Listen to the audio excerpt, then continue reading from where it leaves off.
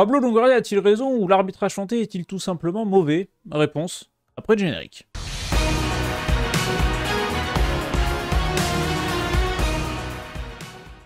Bonsoir à tous, bienvenue à la causerie, très heureux de vous retrouver pour une nouvelle semaine de Ligue 1. On est reparti, le meilleur championnat du monde de France nous livre surprise après surprise. On a vécu une semaine quand même assez intense en Ligue 1, que ce soit du côté du terrain ou du côté extra-sportif notamment. John Textor et Pablo Longoria nous ont fait un festival ce week-end et cette semaine. Je ne comprends pas comment la LFP a pu rater cette vente de la Ligue 1 cette année, au vu du divertissement que la Ligue des Talents nous propose chaque semaine. Je suis toujours avec Melvin, j'espère qu'il va bien, en forme, en canne, avec une Ligue 1 qui est peut-être plus intéressante parfois hors du terrain que sur le terrain, c'est inquiétant. Bah, je pense qu'on s'est trompé de diffuseur. On aurait pu vraiment axer sur Netflix. C'est ça. Voilà. Franchement, il n'y a même pas accentué les personnages. Hein. On est digne d'un western. On a un cow-boy. On a un autre cow-boy qui menace des gens. C'est magnifique. Un autre qui est soutenu par un État qui finance et des laquais. Voilà. Et Jean Bière qui est à Reims. Jambert. Jean-Pierre. Tout est magnifique dans cette Ligue 1 et nous on va parler un petit peu de terrain en plus de cela. On vous remercie déjà pour les retours sur les dernières vidéos, on discute avec vous, ça me fait plaisir de voir les petits retours des différents supporters stéphanois. Il y avait des Toulousains même. On a un peu critiqué Toulouse la semaine dernière et finalement ils nous ont donné tort à chaque fois. Et j'ai regardé le match aller pareil. Hein. Le Havre-Toulouse du match aller, on avait fait pareil. On s'était fait engueuler par les mêmes supporters. On n'a pas appris nos erreurs parce que Toulouse a regagné contre le Havre. Et donc on fera notre meule coupa envers les supporters toulousains. Et on regagne ce week-end. Bref, je vous affiche le programme de cette 24e journée de Ligue 1 avec un Monaco-Reims en ouverture et un Marseille-Nantes en fermeture. N'hésitez pas à vous abonner, donner votre avis en commentaire si ça vous plaît. Et nous, on va se lancer dans cette 24e journée en abordant un petit peu l'actualité Ligue 1 à droite à gauche. Et la Coupe de France également ce soir et demain. Donc on va pas pouvoir parler de la Coupe de France puisqu'on n'aura pas encore vu les matchs à ce moment-là. Il y aura aussi dans la semaine une petite vidéo Ligue des Champions puisqu'il y a les huitièmes de finale qui vont arriver très rapidement et les clubs français sont concernés et ça va nous intéresser parce que cette Ligue des Champions est très bien. On devait live la semaine dernière mais Jean est tombé malade donc on a annulé le live de Ligue des Champions. C'est un peu dommage, on reprendra les lives promis. Mais tout était prêt, j'ai fait toutes les scènes, tous les visuels et tout, j'ai retravaillé ça donc on est prêt. Mais bon bref, on va reparler de la Ligue 1, cette intro est beaucoup trop longue et on se lance directement dans le classement de cette Ligue 1. Le PSG est toujours leader de ce championnat, cette fois avec 13 points d'avance sur l'Olympique de Marseille, qui a vu l'OGC Nice recoller à 3 points derrière. Le LOSC est 4ème et en bas, Saint-Etienne est toujours barragiste. Le Havre et Montpellier complètent ce classement de la Ligue 1. Voilà, je vous affiche même si vous voulez en cadeau le meilleur buteur sous Ousmane Dembélé. 17 buts cette saison déjà en Ligue 1. Que se passe-t-il avec Ousmane Dembélé? Il est exceptionnel. Et le résumé de la journée dernière. Dont on va aussi un petit peu parler. Le programme de cette 24e journée, eh bien c'est une ouverture entre Monaco et le Stade de Reims. Monaco qui a perdu la semaine dernière contre le LOSC du côté de Lille de buts à 1. Le Reims qui s'est encore une fois enfoncé dans la crise à Rennes avec cette défaite 1-0 et ces 2 cartons rouges concédés. J'ai vu que certains commençaient à demander la tête d'Adi Hütter. Je suis pas trop d'accord avec ce constat. Oui, Monaco est 5ème. Monaco n'avance plus trop en championnat. Déjà 6 points de retard sur l'Olympique de Marseille 2ème. Mais quand tu vois les buts encaissés, cette naïveté défensive qu'on a vue et en Ligue des Champions contre Benfica et la semaine dernière et les week-ends qui passent en Ligue 1 se ressemblent pour l'AS Monaco. Il y a des ratés offensifs certes, mais défensivement, moi je les trouve extrêmement fébriles et c'est pas forcément à la faute d'Adi Hütter quand tu vois les passes ratées, les contrôles foirés et les mauvaises décisions prises défensivement quand même. Ouais, on avait parlé du constat. Je crois que c'est plus de 5 erreurs, on va dire, majeures en Ligue des Champions. Et c'est aussi le cas en championnat. On a l'impression que Monaco se fourvoie lui-même en soi. Et c'est dommage parce que on le dit, on le répète semaine après semaine. Derrière le PSG, aujourd'hui, Monaco, c'est avec l'OM voilà, le deuxième meilleur effectif de Ligue 1. Et c'est vrai que sur cette dernière semaine, on ne le voit pas. Contre Lille, ils ont été rapidement pris par une équipe lilloise qui a fait une grosse performance. Mais j'ai trouvé un Monaco timoré. Et quand même ils reviennent avec le but de Minamino, j'ai pas senti vraiment un vrai moment où je me suis dit Monaco peut faire basculer cette rencontre. J'ai trouvé les Lillois très létales un petit peu avec de l'expérience. Franchement, voilà, c'est une défaite contre un gros. Ça commence à être une petite habitude quand même pour Monaco. Ouais. T'as les défaites contre le PSG, t'as perdu contre Marseille, de mémoire t'as perdu aussi contre Nice. Mais j'ai le Contre classement les là. gros, Si voilà. tu veux des points pris pour les confrontations entre équipes du top 6 de Ligue 1 et Monaco est avec Lyon, la pire équipe contre le top 6 de Ligue 1. 4 points pris. Quand tu vas à Marseille, tu te dis qu'il y a quand même un gros écart. Et dans la course au top 4, il va falloir que Monaco se réveille un petit peu. Là, ce match contre Reims, c'est l'occasion un petit peu idéale parce que tu affrontes une bête blessée et une bête qui est vraiment en difficulté. Ah oui, là, elle est quasiment morte. Mais ah oui, elle est en énorme difficulté. Mais voilà, il faut que Monaco retrouve de la solidité défensive. C'est important parce qu'on a bien vu qu'il y a des moments quand Monaco avait ce côté défensif, ça permettait de pouvoir jouer. Et c'était pas le cas, c'est pas le cas ces dernières semaines. Et je trouve qu'il y a une fébrilité qui fait que le jeu de Monaco s'effrite un peu. Je suis d'accord avec ça. Voici la courbe du stade de Reims cette saison. Et là, c'est dramatique. C'est une chute inexorable. C'est une superbe descente sur une étape du Tour de France. Je trouve très très belle descente. Attention à la chute. Mais ça commence à être très très inquiétant ce stade de Reims là. N'a gagné qu'un seul match depuis le 20 octobre 2024. C'est une victoire au Havre le 10 novembre. Ça commence à faire très long. On est sur 4 défaites consécutives pour les Rémois. À nouveau des cartons rouges concédés contre le Stade Rennais qui n'a pas été non plus extraordinaire mais qui a assuré la victoire. Et pour Reims, ça commence à être inquiétant, surtout quand tu vois le programme. J'avoue que je vois bien Monaco malheureusement enfoncer ce Stade de Reims là et je vois pas comment Reims va pouvoir relever la tête, mais il va falloir relever la tête très très rapidement pour les Rémois, puisque quand tu vois le classement, Reims n'a que 3 points d'avance sur Saint-Etienne barragiste et ils sont la première équipe non relégable. Donc je sais pas pour toi, moi je vais voir Monaco quand même enchaîner. Maintenant, Monaco n'a plus de Ligue des Champions, on va devoir axer sur la Ligue 1 et va devoir gagner des matchs. Ouais, et en fait, ce qui est surprenant, Reims, c'est l'équipe qui me frustre le plus en Ligue 1. D'accord. Parce que, je le répète et je le pense toujours, ils ont en termes d'effectifs, pour moi, un effectif qui peut être aujourd'hui à la place d'un Lens, d'un Brest. Tu vois, une équipe qui peut aller accrocher, pourquoi pas, une 7e place, accrocher la Coupe d'Europe en fin de saison. Et tu as l'impression que ça s'est totalement effrité. Tu sens qu'il y a de plus en plus de tension dans le groupe. Contre Rennes, en soi, tu termines à 9, tu as une fébrilité affolante, voilà, mentalement, offensivement, depuis l'arrivée de Samba Diawara et même un peu avant, je sens que ça devient de plus en plus compliqué. Alors, tu es censé quand même avoir des attaquants. Aujourd'hui, on peut pas comparer Reims, par exemple, l'attaque de Reims avec l'attaque du Havre et de Montpellier. T'as Nakamura, t'as Ito, t'as des jeunes, t'as Diakité. T'as des choses. Et c'est vrai que là, depuis quelques matchs, tu le vois pas. Et ça devient quand même assez inquiétant parce qu'en fait, j'ai pas l'impression que cette équipe est préparée à jouer le maintien. Et elle a la chance que ça avance vraiment pas derrière pour pas être directement menacée. Mais à force de jouer avec le feu, tu vas te retrouver à jouer avec le maintien. Et contrairement aux 3 autres équipes, t'es pas prête pour moi pour jouer ce maintien. Il y a eu un mercato hivernal qui a été vraiment foiré du côté de Reims aussi. Et j'ai pas l'impression que cet effectif-là se rend compte qu'il est en train de jouer le maintien et que potentiellement il peut descendre. On va voir qui sera nommé sur le banc du côté du stade de A Reims. priori, les dernières nouvelles étaient de maintenir Samba Diawara. Ouais. Alors, envers et contre tout, j'ai un peu de mal à le croire. Mais aujourd'hui, la question c'est quel coach derrière tu prends? Parce que Eh bien pour moi, écoute, Reims va pas prendre un bon pied. oui, Vas-y. pas pour mon petit service, mais je glisse un nom qu'on m'a donné en commentaire la semaine dernière. Je cite Total SSE42, qui est un fidèle suiveur de la chaîne que je salue et que je remercie pour sa fidélité chaque semaine, qui m'a glissé le nom de Philippe Montagnier. J'ai pas pensé, mais ça peut faire le taf. Ça peut être un gars, t'avais parlé de Sacramento, toi. Ouais, t'avais parlé de Sacramento, toi peu, aussi. Sacramento, Montagnier, des mecs un peu formateurs qui ont quand même une idée de jeu un petit peu affirmée. C'est un petit peu ce qui avait fait un peu Reims ces dernières années, parce que à la base, Oscar Garcia, c'était un peu ça. Ensuite, bon, il y a eu l'effet Will Steele. Mais voilà, c'est un petit peu sur ce que dirige Reims. Et on sait très bien que Reims a besoin d'un entraîneur qui a la capacité de faire valoriser tes joueurs, valoriser tes jeunes joueurs pour pouvoir les revendre beaucoup plus cher. Ce qui avait réussi Wissi sur un temps court.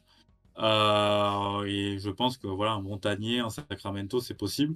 Maintenant, ce qui pourrait arriver dans ce contexte-là, voilà, c'est quelque chose d'autre. C'est quelque chose d'autre. Passons sur la suite de cette journée avec un Saint-Étienne-Nice qui va valoir très cher dans les deux sens. J'affiche le classement. Nice est 3e du championnat, 43 points. Mine de rien, Nice, on n'entend pas beaucoup parler. Seulement 27 buts encaissés cette saison pour les Niçois. C'est la 3e meilleure défense de Ligue 1, autre 4e meilleure défense de Ligue 1, pardon. C'est quand même une équipe qui prend pas beaucoup de buts, qui en marque aussi quelques-uns, qui a retrouvé des atouts offensifs, on l'a dit, au fur et à mesure de la saison, et ça a pas mal amené de qualité et d'aide sur le front offensif niçois. Et mine de rien, Nice, on n'en parle pas trop, mais ils sont troisième et ils sont quand même bien placés dans cette course à la Ligue des Champions. Et face à eux, c'est un AS Saint-Etienne 16e qui a pris un point très important contre le SCO d'Angers, qui avait très très mal débuté sa rencontre, l'AS Saint-Etienne ce week-end. Ils n'ont jamais mené au score de la rencontre, ils ont réussi à arracher un 3 partout. Saint-Etienne pourra compter sur Erwin Cardona. On se posait la question au moment de l'arrivée de ce dernier, s'il arriverait à monter d'un cran pour se mettre niveau Ligue 1, et on avait douté, est-ce que ce serait pas le pétard mouillé, la fausse bonne idée côté Stéphano. Finalement, Cardona a déjà claqué quand même pas mal de cajots, permet à Saint-Etienne de quand même ramener un point grâce à un doublé ce week-end. Ça peut être finalement la bonne surprise du côté Saint-Etienne. Et Arnaud Hollande qui va devoir un peu mettre moins de dogmatisme peut-être dans son jeu, trouver plus de style qui pourrait convenir un peu mieux à cet effectif plutôt. Mais ce Saint-Etienne-là prend toujours autant de buts. Tu as pris 8 buts sur les 2 derniers matchs. Tu en as pris 14 sur les 4 derniers. Là, il y a vraiment un souci défensif, mais ça, on le redit. Alors, Léo Petro est quand même au centre, il me semble, sur le premier but de Cardona, je crois. Si je dis pas de bêtises, donc il faut quand même souligner quand c'est bien, mais défensivement, ils se font encore prendre sur les côtés. Et Saint-Etienne, je sais pas pour toi, combien de pénaltys ils ont concédé cette saison, quoi. C'est un truc de ouf. Ouais. Ouais, mais contre Angers, moi, pour moi, ils perdent 2 points, hein. Hmm. T'arrives à renverser le score et prendre l'avantage avec le doublé de Cardona. Et mine de rien, bah, tu prends ce penalty bête à la fin du match. Voilà, pour moi, Saint-Etienne, en fait, c'est ça, c'est la fragilité. Sur ce genre de match, t'arrives avec une entame, encore une fois, catastrophique à renverser le score. Et derrière, bah, tu gâches ça parce que 3 points, aujourd'hui, moi, pour moi, Ouais, les il vaut victoires cher. des 3 derniers, la victoire des 3 derniers, c'est une victoire à 9 points parce que tellement que ça avance pas, C'est vrai. impression, enfin voilà, ça aurait été bénéfique. Ça peut peut-être faire mal à la tête parce que c'était un match qu'avait coché Saint-Etienne à juste titre, hein. Angers, même s'ils ont un peu plus de points, est un concurrent direct. Finalement, bah, tu ne prends qu'un point, soit t'en perds 2. Et là, tu arrives dans un enchaînement charnière avec Avec un choc le match. post-traumatique, le GC Nice, choc post-traumatique, et après, t'as 2 candidats au maintien, ouais. Voilà, le match contre Nice qui va être très très compliqué. Et ensuite, le Havre-Montpellier où tu joues une grande partie de ta fin de saison. Où Oui. Ah oui, en là. 2 déplacements, les deux vont vouloir te taper. Voilà. T'es dans une C'est plus un match situation à 9 assez. points, là. C'est un match à 25 points, là, contre le Havre et contre Montpellier. Ah ouais, non, non, bah ouais, non, mais ça avance. La chance de Saint-Étienne et même des deux autres, c'est que ça avance pas. Ouais, c'est vrai. T'as l'impression que le championnat. En fait, on a un championnat en forme de locomotive. T'as le wagon dernier, t'en as 3. T'as l'impression qu'ils vont rester quasiment à ce nombre de points. Ils vont prendre 3-4 points d'ici la 36e, 37e journée. Ça va jouer comme ça. Et t'imagines un maintien qui va jouer à quoi il reste 10 journées, on va rentrer dans le sprint final. Mais d'habitude, bon, c'était les saisons à 20 équipes, donc il y a un peu plus de matchs. On me disait le maintien va jouer à 42, machin et tout. Mais là, le maintien va jouer quoi à 35 points? C'est fou. Mais même pas. Voilà. 35, je suis Ouais, gentil. même un peu moins, hein. Ça joue à Un peu 32, moins, moi, une 20, trentaine ouais, de. Ouais, une 28, 30. 30. Ouais, voilà, hein. C'est fou. C'est moyenne assez basse. Ouais, mais c'est la course un petit peu. C'est un championnat assez scindé, hein, mine de Hmm. rien. Tu vois, on constate qu'il y a quand même un écart assez fort, allez, on va dire, entre les 5-6 forces du plateau et le reste. Et surtout pour le bas du classement. Aujourd'hui, c'est assez compliqué. La chance voilà, des 3 équipes, c'est que en fait, les autres perdent aussi. Donc en soi, tu te dis, bah, en soi, l'écart, on a perdu ce week-end, mais on n'a pas perdu de points sur nos concurrents. Et là, enfin, j'ai l'impression que les 3 équipes vont miser sur, sur ces matchs, Oui, bah oui. ces matchs directs. C'est les matchs couperés et ça va être des matchs à ne pas perdre. Saint-Etienne est entre guillemets dans la bonne position où ils sont devant les deux autres. Tu vois, ils ont pas ce truc où il faut rattraper. Ils ont ce truc d'être chassé et pas chasseur. Alors ça peut être un bénéfique dans un cas ou pas. Tu reçois l'OGC Nice ce week-end. Nice qui est la 6ème meilleure équipe de Ligue 1 à l'extérieur. On faut que Saint-Etienne est la pire. Mais bon, au moins ils jouent à domicile ce week-end. Saint-Etienne est 11ème équipe à domicile. Donc ça peut aussi jouer un petit peu. Malgré tout, je pense que je vais voir Nice gagner, hein. Nice a pas vraiment tremblé contre Montpellier. Ouais, ben, moi, je vais sortir Allez. la grosse cote. Ah, J'avais la sorti un présage. Saint-Étienne-Lille en début de C'est saison. vrai. Et allez, je vais donner la victoire à Saint-Étienne contre Nice. Allez, la victoire à domicile des Stéphanois, peut-être contre l'OGC Nice. N'hésitez pas, supporters stéphanois. Et grosse Euh, cote, hein. ouais, c'est la belle cote, honnêtement. Mais c'est tout à fait probable. La Ligue 1 nous offre des belles surprises. Mais j'avoue que Nice, moi, cette saison, on en parle vraiment très très peu. À part la campagne européenne catastrophique. En championnat, ça reste quand même plutôt pas mal. Donc on verra ça. Et on en parlera quand on fera notre On en parle bilan. peu Ouais, parce que on était très clairement sur une saison de transition mm. et ils arrivent quand même à faire une saison dans les eaux à peu près de la saison dernière avec Farioli, hein. Ouais, c'est Voire vrai. un peu mieux, puisque là, il y a un style de jeu, il y a quelque chose. Franchement, c'est très fort, hein. Les joueurs sont valorisés. Bon, alors, ce qui est bête, c'est qu'ils sont valorisés, mais tu sais que tu vas les perdre cet été, hein. Guessant, Oui. cet été, ça partira. Mais même la board, là, c'est lui qui a pris un peu le relais sur ces derniers matchs. Franchement, c'est épatant, hein, ce que fait Nice, hein. Dans les clubs surprises, honnêtement, pour l'instant, pour moi, Ah, Nice, je les voyais en pas termes de candidat au podium. classement, Hein. c'est la surprise. Ah, je les voyais Ah, pas du moi tout non plus. candidat au podium. Hein. Moi, j'ai que pensé vraiment galérer pour accrocher l'Europe, hein, très clairement. Ouais, et Gaëtan Laborde, quand même, est increvable en Ligue 1. Il est impressionnant, ce mec. Va falloir en parler, quand même. C'est un des attaquants très très sous-cotés de notre championnat parce que chaque saison, là, il était blessé, il est revenu encore. Chaque saison, il claque ses buts, il fait ses passes D, il apporte dans le jeu. Donc, je suis très content, en tant que supporter bordelais, de voir Gaëtan Laborde performer. Fallait pas que Gustavo Poet le fasse partir aussi. Merde. On serait vraiment emmerdé. Le Racing Club de Lens rejoint Le Havre pour une 24e journée, samedi 17h. Les Havrais qui continuent à galérer, qui n'ont pas pu enchaîner sur leur succès à Lille il y a 2 semaines, qui ont encaissé une grosse défaite à domicile contre le TFC, 4 buts à 1. Et moi, je les trouve défensivement, vraiment, quand tu vois les buts encaissés, je me pense à celui de Donoum notamment. Alors, il y a le magnifique Sizou Bourlal, magnifique, très très beau but. Et je me pense au but de Donoum, où t'es vraiment défensivement quand même à la rue complet, c'est quand même assez grave, va falloir voir ce qui va se passer du côté du Havre, mais je les vois mal quand même rebondir pour aller chercher Saint-Etienne, c'était peut-être au moins de barragistes. Et face à eux, Racing Club de Lens qui a enchaîné une 3e défaite consécutive à Nantes. Et c'est une défaite qui est méritée puisque Nantes a été meilleure. Et bravo à la force mentale des Nantais, j'y croyais pas. Mais ils ont réussi à aller chercher cette victoire 3 buts à 1. Et ce geste complètement stupide d'Nbalazola aussi qui prend un rouge, mais complètement con. Et ça, va vraiment pénaliser Lens dans la suite du championnat. Mais t'as l'impression que la fin de saison du RC Lens, ça va être compliqué. Il y a eu ce mercato d'hiver aussi qui a amputé pas mal de joueurs. Mais j'ai l'impression que 8ème, ventre mou, ça va être un peu la place du RC Lens sur la fin de saison. Ouais, ça serait pour moi mérité, parce que ouais, il y a trop. Le mercato d'hiver, pour moi, Ouais. a fait capoter leur chance d'accrocher une place à l'Europe, et même avec les 4, c'était pas acquis. Là, pour moi, il y a trop de changements. Westy, il peut pas tout faire. Il y a trop de changements, en plus en cours de saison. Il n'y a pas une préparation comme il a dit en conférence de presse. Et pour moi, voilà, ce lance-là manque, on va dire, de structure pour pouvoir aller chercher cette place à l'Europe. Et voilà, si tu termine 9e, 10e, ça sera déjà une bonne saison parce que tu joues pas le maintien, à lancer entre guillemets ton projet, puisque voilà, tu as liquidé l'héritage du passé, tu pars sur une nouvelle ère. Maintenant, voilà, c'est un peu décevant parce que oui, là, on C'était a attendu. l'habitude ces dernières saisons de voir Lens jouer les belles places. Mais là, très clairement, tu sens qu'il y a quand même trop de manque Oui. contre Nantes. Au-delà du carton rouge bête de Enzo, là, le but qui marque, c'est pour moi plus une erreur de Nantes que vraiment un but de Lens.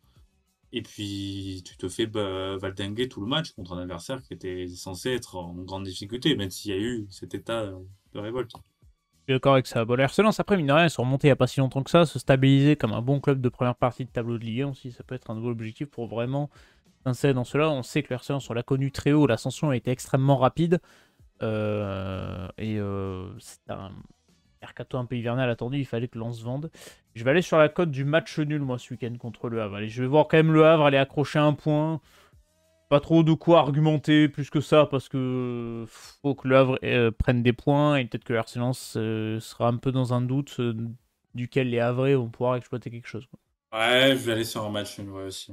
Parce que Le Havre, hormis cet accident contre Toulouse, montrait de bonnes choses quand même depuis plusieurs Hmm. semaines.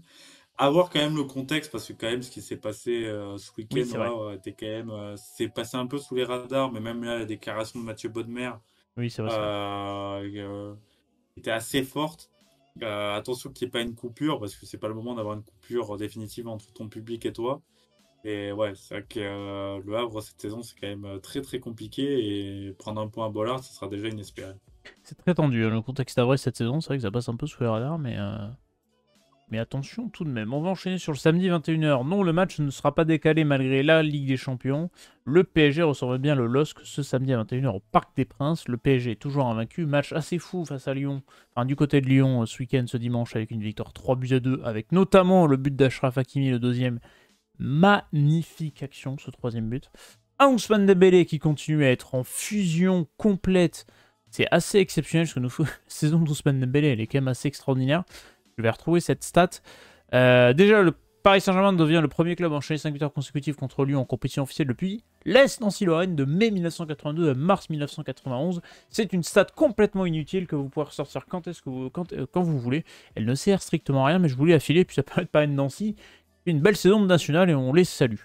Le PSG n'a perdu qu'un de ses 36 derniers matchs à l'extérieur en Ligue 1, sur la deuxième série d'un club en déplacement dans les 5 grands championnats après le Milan AC de 91 à 93. Donc voilà, Paris continue à battre des records en France et en Europe. Les meilleurs buteurs du top 5 européen en compétition officielle depuis 2025 et Dembélé. Vous imaginez déjà 16 buts inscrits. Il en a inscrit 17 en Ligue 1 cette saison. C'est quand même assez impressionnant. Son année 2025 est extraordinaire.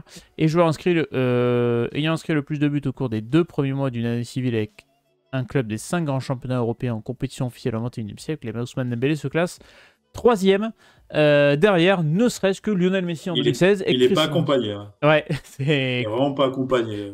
Deux joueurs de régional avec lui. ça. Deux petits joueurs bon, qui ont fait une ou deux petites piges dans un petit championnat obscur en Europe et puis qu'on n'a plus trop entendu parler. Voilà, c'est ça. Donc ça place quand même le bonhomme. La saison d'Ousmane Dembélé, elle est quand même assez extraordinaire. En tout cas, elle prend une tournure assez exceptionnelle et ça, on s'y attendait pas vraiment. Bon, comme chaque semaine avec le Paris Saint-Germain, moi je les attends vraiment contre Liverpool et pour le coup, je pense que je vais commencer vraiment à y croire contre Liverpool parce que je trouve que c'est vraiment intéressant ce PSG-là. Et je vais les mettre victorieux contre Lille, même si Lille est une très très bonne équipe de Ligue 1, même si Lille a su enchaîner contre Monaco la semaine dernière pour repartir sur une série après des déboires et enchaîner sur une victoire consécutive après une victoire à Rennes. Mais le PSG est tellement au-dessus dans cette Ligue 1 que le PSG. Ouais, il est très aérien le PSG. Mm. En Contre plus. Lyon, voilà, ils ont. Même s'il y a eu ces 10 dernières minutes de flottement, ils ont quand même un match globalement maîtrisé. Bon, contre un adversaire qui était d'abord bien en place, à défaut de vraiment aller chercher le PSG. À voir comment Lille va évoluer, parce que bah, Lille, bah, mine de rien, aura l'échéance européenne derrière. Donc ça risque de jouer un peu dans les têtes, mais ouais, pour moi, j'espère au moins Lille qui va défier le PSG. C'est-à-dire, j'ai Oui. pas envie d'un match où Lille voilà, est vraiment en bloc et le PSG gagne 2-0, mais t'as la frustration de te dire, ouais, si Lille avait joué un peu pour voir un petit peu quelque chose. Donc j'espère que Lille va quand même pousser un peu le retranchement de PSG, voir la compo du PSG, en sachant là aussi l'échéance européenne contre Liverpool. Je pense que peut-être ils feront tourner. Maintenant, le vrai enjeu pour PSG, et pour moi, je pense que ça peut être une carotte pour ceux qui, on va dire, ne sont pas prédestinés à être dans le 11, c'est quand même c'est être invaincu. Et je pense que Ouais. cette carotte-là de dire, ouais, d'être pas l'équipe qui va casser la série, ça peut peut-être jouer un petit peu sur le PSG. Donc voilà, ça va être un truc qui va être intéressant à la fin de saison.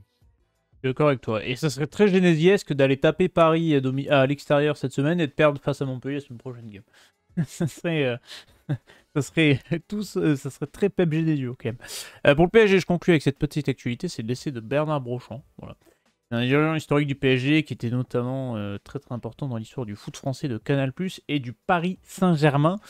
Ouais, il fallait le noter, malheureusement c'est ce mardi pardon, à l'âge de 86 ans. Pour le PSG, moi je vais les voir quand même gagnant ce week-end, je sais pas pour toi. Je vois Lille quand même accrocher le match nul. Ouais, je te suis. Ouais. C'est pas loin du match nul la semaine dernière contre Lyon quand même, hein. Ça joue pas grand chose. Avec notamment un très bon Donnarumma, Ouais, c'est rare avec un dans le Lyon jeu. qui, ouais, c'est en fait ce qui était dommage, et j'espère que Lille ne fera pas le cas, c'est qu'un Lyon qui s'est réveillé un peu trop tard. Ouais. Cette tactique du faux neuf, là, de l'idée de solidifier, je suis pas sûr que c'était une bonne idée. En tout cas, pour le spectacle, c'était pas une bonne idée. Pour le spectacle, c'était pas du tout une bonne idée. Dernière actu concernant le LOSC aussi, et après on parlera de Lyon. C'est Edon Zegrova qui ne prolongera pas au LOSC selon certaines sources, donc on verra ce qui va se passer pour Edon Zegrova. Ouais, mais ça, on ça sait c'est la jamais. déclaration Zegrova. Il Oui, y en a toujours une en c'est vrai. mi-fin de saison où il dit ouais, je partirai cet Pour été. faire monter les offres. Finalement, bah, Ah, il faut un plus haut voilà. salaire. Donc voilà, c'est à noter. Donc on verra ce qui va se passer du côté de Zegrova ce week-end. Pour le joueur du LOSC sur cette fin de saison. Le Lyon de Paulo Fonseca reçoit le Stade brestois d'Éric Roy. Et ça, c'est un match qui va compter pour l'Europe puisque Lyon est 6e avec 36 points, que Brest est 9e avec 33 points. Il y a ce bloc très compact entre cette course à, on va dire, la conférence Europa League et la fin de première partie de tableau. Brest n'a plus avec des champions. Brest a la Coupe de France cette semaine à jouer à Dunkerque. Donc aussi, attention, il reste sur un match nul 0-0 à Strasbourg. C'est un bon point quand même glané par les Brestois. Lyon, on l'a dit, reste sur une défaite à Paris. Écoute, Lyon s'est réveillé trop tard contre Paris, t'as commencé à le dire. Ce truc du faux neuf, j'étais pas hyper convaincu sur le papier. Ça a pas hyper bien fonctionné. Par contre, il y a un joueur dont on va parler quand même qui est en feu cette saison et qui pourrait peut-être retrouver... rapidement, le groupe France, c'est Monsieur Corentin Tolisso, qui est le meilleur buteur des milieux de terrain avec un club de Ligue en compétition officielle en 2025 devant Adrien Rabiot, 4 buts. Tolisso, cette position un peu haute, numéro 10, etc., ça lui va comme un gant quand même. Hein. C'est impressionnant. Ouais, et puis même la saison globalement, hein, Ouais, c'est impressionnant. par rapport à la saison dernière, c'est des années-lumière. Un Hein. retour entre les morts. Hein. Et tout le monde disait que c'était foireux ou quoi que ce soit, et mine de rien, en fait, j'ai plutôt l'impression que sur l'un des retours qui est réussi, pour l'instant, c'est celui de Tolisso. Hein. Ouais. Franchement, c'est très fort ce qu'il fait cette saison, et oui, il doit être candidat à l'équipe de France. Alors, ce qui paye, c'est que en fait, il est à 2026. Oui. On n'est pas là, par exemple, fin de saison, Coupe du Monde. Et ça peut jouer parce qu'il reste dans un an. Donc, dans la logique du groupe, c'est est-ce que je lui offre une sélection, sachant qu'il y a quand même aujourd'hui beaucoup plus de chances qu'il ne soit pas apte au très haut niveau en fin de saison, en fin de saison prochaine. Ou est-ce que tu le lances quand même? Voilà, il y a quand même du débat. Donc, c'est ça qui va un petit peu alimenter tout ça. Maintenant, oui, ce qu'il fait cette saison, c'est assez incroyable. Et puis même dans le jeu offensif, je trouve qu'il rayonne. Mais un peu comme Rabiot, c'est des joueurs Ouais. qui réussissent à devenir assez complets. Et c'est assez intéressant. Aujourd'hui, la saison de Tolisso, franchement, faut la saluer. Il faut la souligner parce que c'était vraiment une longue chute, une longue agonie depuis plusieurs saisons. Là. Et en point d'orgue, cette saison dernière qui avait été catastrophique, on se dit mais comment il peut se relever, Corentin Tolisso, après la saison dernière qui était vraiment laborieuse, et il se relève d'une manière assez exceptionnelle. Je pense que ça peut être la petite sélection récompense, et quand tu sais que ce mitard en équipe de France, tu sais pas trop qui mettre, tu rappelles des mecs un peu anciens, etc. Je pense qu'il peut aller gratter sa sélection au mois de mars, et puis on verra ce que ça va donner dans la liste de DD. Est-ce que tu vois Lyon prendre les points contre Brest ce week-end? Ouais, ouais, je vais y aller. Allez, Je vais y aller sur la victoire de Lyon. Mais Brest a montré de bonnes choses ces dernières semaines, hormis la claque en Ligue des Champions. On va voir là, parce qu'ils jouent quand même un match très important pour eux, ce quart de finale de Coupe de France, parce que Brest et la Coupe de France, c'est compliqué. ouais. Contre un très beau Dunkerque. Il Mais, y aura des absents, mais très beau ouais. Dunkerque quand même. Mais pour moi, ouais, voilà. Alors, c'est un match que je vois l'OL gagner, mais ça va être un beau combat, je pense. Je vais mettre le match nul. Personnellement, je me dis, allez, un bon un partout, ça peut être assez intéressant. Et le partage des points entre ces deux équipes. La JOCR reçoit le Racing Club de Strasbourg. Et bien, Auxerre s'est relancé contre l'Olympique de Marseille, contre grosse surprise. La semaine dernière, victoire nette, claire et sans bavure, 3 buts à 0. Voilà un Gaëtan Perrin qui, lui aussi, fait quand même une sacrée saison. Et face à eux, un Racing Club de Strasbourg qui n'a pas perdu, quand même, et qui n'a pas perdu depuis 3 rencontres. Surtout, est-ce que Strasbourg peut aller s'inviter dans la course à l'Europe? Eh bien, Strasbourg est 7ème du championnat, à 2 petits points de l'Olympique Lyonnais.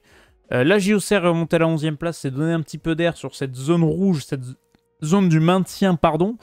C'est un bon duel d'équipes qui peuvent conditionner à la fin de saison. Est-ce que Auxerre peut aller s'assurer une fin de saison un peu plus peinarde et lutter pour la première partie de tableau pour ce classement symbolique? Est-ce que Strasbourg peut vraiment être un vrai candidat à l'Europe?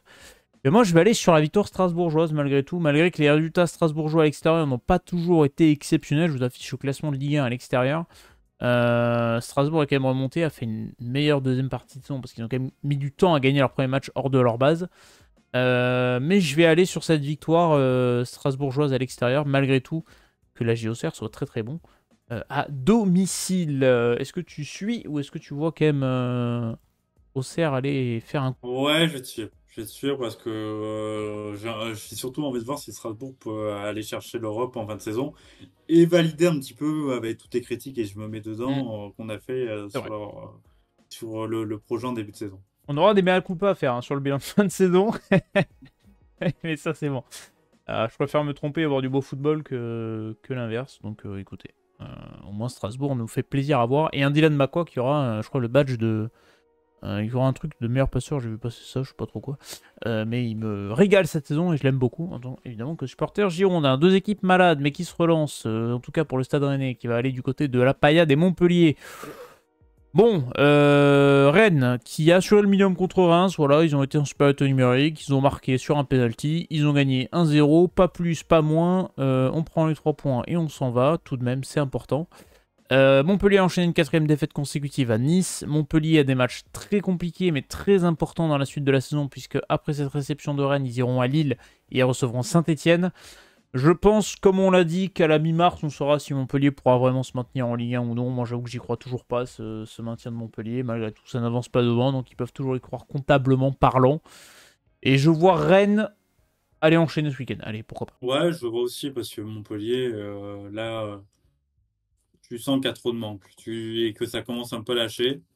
Donc ouais, je vais aller sur la victoire de Rennes parce que j'ai envie de voir aussi Rennes qui continue à se Ouais, je montrer et qui continue à grandir avec Bilbao. Ouais, et les débuts d'ABI pour l'instant sont plutôt réussis. On fera le bilan à fin de saison, comme vous le savez, comme on l'a fait l'an passé de Ligue 1. Et on aura beaucoup de choses à dire sur ces deux équipes. Et ça sera pas forcément très très positif quand même, même si la fin de saison est réussie pour ces deux-là. Le SCO d'Angers, candidat au maintien toujours, reçoit le TFC. Bon, c'est le moment du mea culpa. Voilà, on s'est trompé sur Toulouse. Ils ont gagné. C'était beau avec la manière. Ils vont gagner contre Angers. Voilà, allez, c'est bon, je me rachète. C'est pour vous, supporters toulousains qui nous l'avez dit dans les commentaires. Je vous salue, je vous remercie d'avoir commenté tout de même. Oui, Toulouse a gagné un match. Et Toulouse, voilà, on les avait mis. Moi, j'avais mis match nul, je les avais mis perdants. Et ben, ils ont réussi à gagner 4 buts à 1. Comme au match aller, on s'est trompé sur Le Havre-Toulouse. Et est-ce que tu les vois enchaîner à Angers cette semaine? Voilà. Ouais, je vois un match nul. Je vois un match nul entre les deux équipes. Parce qu'Angers fait des très bonnes perfs. Ouais. Et je pense que Toulouse n'est pas encore trop remis totalement on va dire, sa mauvaise passe en Ouais. termes de résultats. Donc, ouais, je pense qu'un match nul aux deux équipes irait parfaitement. Ils avaient quand même enchaîné une série de 6 matchs sans victoire avant de se relancer contre Le Havre. Et là, ils ont voilà, 2 matchs contre des candidats au maintien avant de recevoir l'AS Monaco dans un très beau stade. Mais bah, c'est quoi, je vais les mettre gagnants, comme ça ils me pardonneront les supporters toulousains. Passons au dossier croustillant. On est allé un peu vite sur ce triplex du dimanche, puisqu'on a quand même un dossier Marseille-Nantes. Un classique du championnat de France, finalement, entre deux clubs historiques.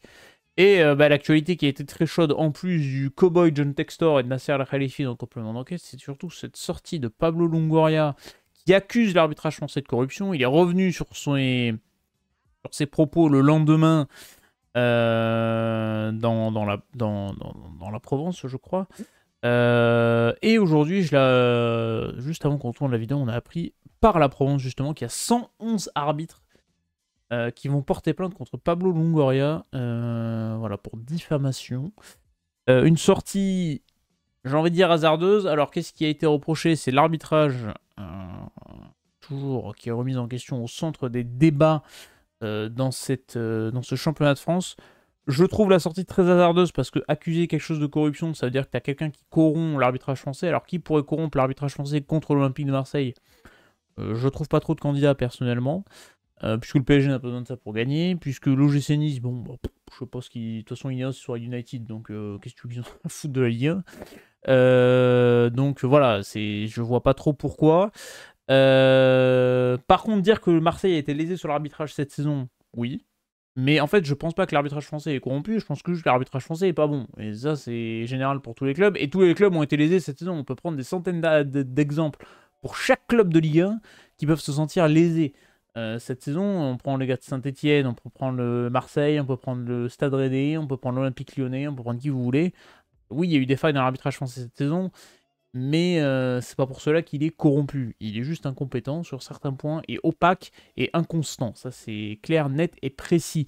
La sortie de Longoria, elle est dangereuse, elle est très maladroite, elle est foirée, et surtout pour le coup, pour le match contre Auxerre, pardon, moi je trouve que ce deuxième jaune de Cornelius, il est mérité personnellement. Donc, bon.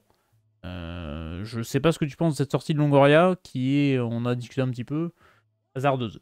Cataclysmique C'est sur dit. le fond et la forme. Voilà, c'est tout simplement, c'était pas le moment de sortir ça. De toute façon, l'avant-match au Ça a été match, préparé malheureusement en fait, c'est ça qui est chiant. ça a été raté. Déjà, t'étonner de la nomination de Jérémy Signat, c'était déjà foutre en bordel sur le match. Sur le match, en soi, il n'y a pas. Non, et puis tu perds 3-0. Et, Marseillais. et c'est pas Jérémy Là, Stinat tu ou, prends ou 3-0. la corruption de l'arbitrage qui fait que t'es pas au marquage sur le corner que tu prends sur le troisième but, tu vois. Je trouve que la sortie est due en plus d'une vraiment passe un cap. Très clairement, même si derrière il rétropédale, mais tu l'as dit quand même. Tu t'affirmes qu'en Ligue 1, les arbitres sont corrompus. Et voilà, il a dit qu'il y avait de la corruption en Ligue 1. Donc finalement, les arbitres sont corrompus. Quel message tu fais passer? Oui, mais là. Quel message tu fais passer? Aujourd'hui, il faut arrêter avec cette lutte de ah oui, Marseille contre tout le monde, ou un truc comme ça et tout. C'est faux. Faut arrêter. Pablo Longoria, il a suivi Nasser El Arafi, comme Textor à un moment a suivi Nasser El Arafi.